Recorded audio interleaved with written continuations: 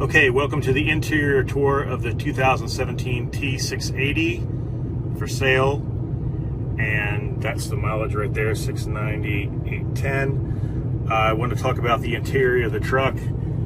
This is a second owner truck, and it was purchased from a fleet and well maintained. It was purchased when the mileage was 444,000 miles from MHC 3 years ago.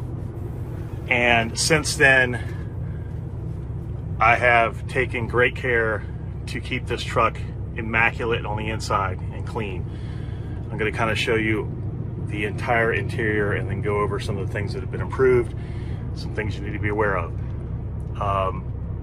This particular cabinet was expanded because there was a large oven put in there, and we needed the extra space.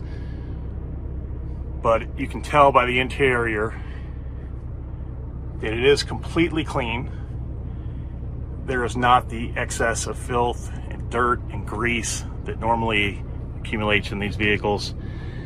This vehicle was cleaned weekly, if not every other day, to make sure that it stayed operationally sound and also was a good, healthy environment for the driver, which was myself. I drove it for 3 years straight. All the lights work. There is also a KENWORTH system in this truck.